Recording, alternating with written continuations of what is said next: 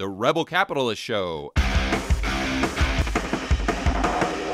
What cars do you think are going to, like, if I had to say, Eric, here's unlimited amounts of money, well, to a certain degree, but you can buy 5 cars that you just park in your garage right now or just kind of drive every once in a while to enjoy yourself, but you think they're going to gain in value. They're going to appreciate in value, almost like gold. You know, they're going to be a store of value as a hedge against inflation, so to speak. What would those 5 cars be?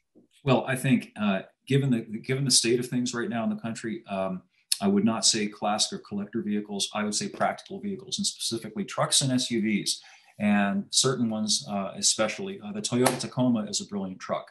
The 4Runner is also an excellent vehicle. The Lexus GX 460 is a great vehicle. These vehicles do not yet have direct injected engines. They don't have small turbocharged engines. Another good one, I would recommend any Ram pickup truck, a Jeep, basically anything like that. These vehicles are the value of them is astonishing. I did a little bit of looking around with my truck. Now I bought my truck used. My truck's an '02 Frontier, and I bought that thing, I guess, about 11 or 12 years ago for like $7,500, cheap little truck. I could turn around and sell that truck right now for $4,000. Yeah. You know, any of these older vehicles, these trucks, because people don't want all of these pestering, nannying, electronic, over-the-top, unapproachable systems that are being put into the new vehicles. So they're buying up these old vehicles. If you go on to any of the used vehicle pricing sites and shop around and see what they're going for, it's crazy.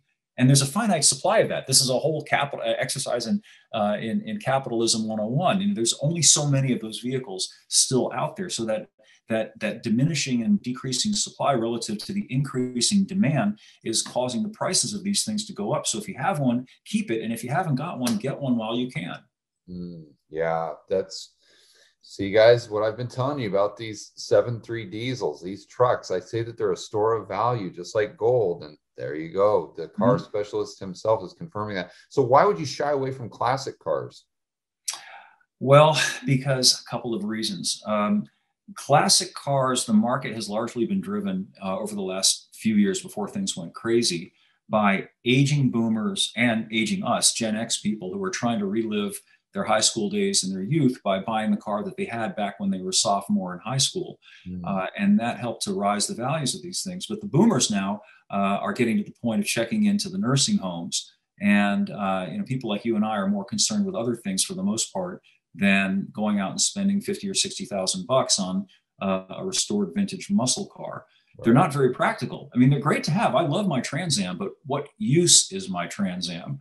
You know, I love to go out and look at it. I love to go out and drive it, but it's just not a very practical vehicle. And would I buy a vehicle like that right now if I were looking for something to put money in vehicle wise? And the answer to that is probably not. I would do kind of like what you did. And kind of like what a friend of mine did, actually, went out and bought an old I think it was a 96 or 97 Ram diesel with the Cummins turbo, mechanically injected turbo diesel. Oh, yeah. Because it's just, you can't lose with that. You know, even if things kind of don't go awry, as I suspect they're very likely to, this is something that you can always use. It's very practical, very functional, and you can always turn around and sell it. You're not going to lose money on it. It's a great way to just at least shepherd the money. You know, it's not vulnerable to inflation in the way that Federal Reserve notes are. There's really no downside to doing it. Worst case scenario, things are okay. You don't need it. Well, okay, I'm going to turn around and sell it, and pretty much you'll get what you paid for it back, and then you can buy something else with the money, maybe a classic car at that time. Yeah, great point.